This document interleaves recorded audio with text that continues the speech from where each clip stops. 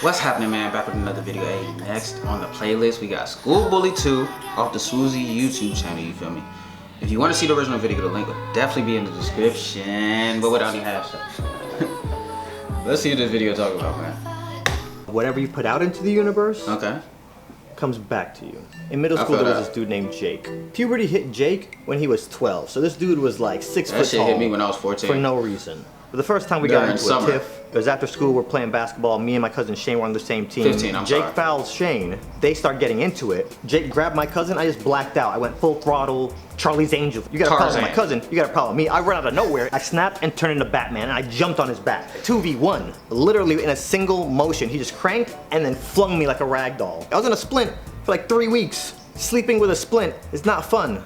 Jake just starts harassing me every day. Eventually, Jake just got tired of the standard bullying, I guess, and then he found a new way to entertain himself. If you weren't paying attention, he would run up to you and pull down your pants. Well, it's not bad enough that I'm failing algebra and failing French class.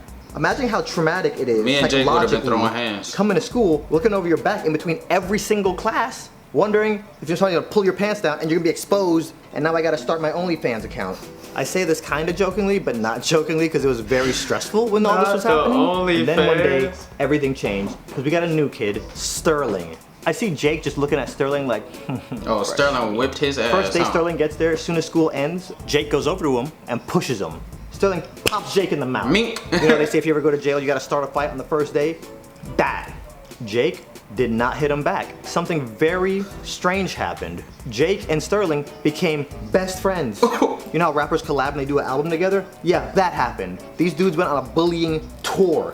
They got so tired of bullying people in our class, they started bullying like high schoolers. Granted, I saw Sterling get his butt kicked by this sophomore, and that was one of the most satisfying things I had ever seen in my life up to that point. But these dudes just wanted to fight everybody. I think it was like 8th grade, Jake was having a birthday party, and he came to school and he was telling everybody like, hey guys, come to my birthday party, and nobody wanted to come. When you're harassing people, people don't want to be around you like that. I think he put 2 and 2 together, so he started acting really nice. For like a week straight, he was nice to everybody, and then some people were like, okay. So Jeremy said he was gonna go, Robbie said he was gonna go, my cousin Shane said he was gonna go. I was the last person invited, so I'm like, okay, down. Now granted, I'm a nerd. Nerds are my peoples, okay? No matter what outfit y'all see me dress up in, still nerd. Oh yeah, Bullies I can mess just with the sense nerds. I mess with the nerds. But I figured let me go to his party, let me get in good with him, maybe he'll leave me alone. Go to this party and it was pretty fun. His dad was barbecuing. Then the video games came out and we put on Madden. Not a good idea. I knew this play, HB toss left with Cincinnati, you couldn't stop it. So no matter how bad of a predicament, I could be 4th and 90. You knew what was coming. I beat Robbie, I beat Jeremy, I beat Shane, and then it's Jake's turn. I don't just start beating him. I run HB toss left every play. And I was talking junk the entire time. I made it a point to beat him worse than anybody else at the sleepover. I was thinking this dude is gonna go back to harassing me anyway, so I might as well just get my revenge right now. For 15 minutes, I gave him a taste of what he'd been doing to me for the last 3 years. So then around midnight, we're on his room and he says, let's all see who can stay up the longest. Whoever goes to sleep first is gonna get it. We're in his room, we're just talking. We're all there and we're talking, I'm just like, yeah. Next thing I know, I hear giggling. I am woken up by the sound of laughter and the smell of beans. I don't know what's going on, but I'm mad because everybody's laughing and I realize they did something to me. They opened up cans of beans and poured it all over me. They poured it on my head, they poured it down my shirt. Shane is there, holding a can of beans, laughing like, bro, eat too, Brute? You remember the time I jumped on Jake's back to save you? I've not eaten a single bean since that night. I'm traumatized, I just have PTSD.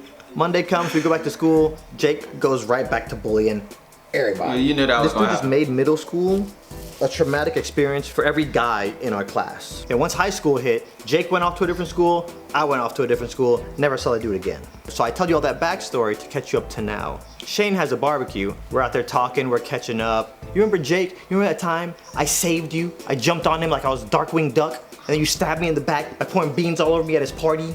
And then Shane goes, oh, did you hear what happened to him? No. On prom night, he went out partying, got super drunk, got in his car, drove home, and hit a construction worker, and then kept driving. The cops went and looked at the cameras and traced them back to his house, showed up and arrested him, and the judge stacked all that. Driving under the influence, speeding in a construction zone, hitting a construction worker, fleeing the scene of the crime. they gave him life in jail. Damn. He has not seen the light of day since the day after prom. Obviously, I was not happy hearing this news, but this is real life, no respawns. I'm gonna get on here and share this story because hopefully somebody can learn something from it. But I don't want to hear any more stories like this. We're all human, we're all gonna make mistakes, but they say what you Seemed put out like in the Jake was going through universe something though. comes back to you. And yeah, it seems like Jake was going through something and his parents wasn't paying attention, like a lot of parents don't do. And they probably was like, where's this behavior coming from? Well, if you spent time with him, you probably would know where this behavior was coming from. So his parents are the ones to blame 100% for his behavior, and him also 100%, because just because your parents don't show you enough love don't mean you need to go off and start treating people the way that you felt like you've been treated by your parents. You feel what I'm saying? You feel what I'm saying?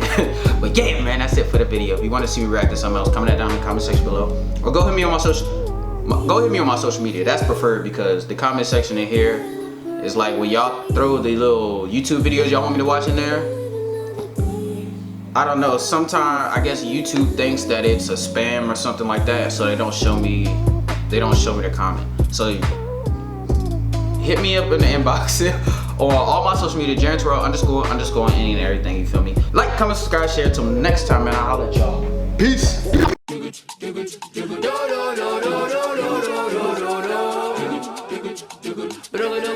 Stop.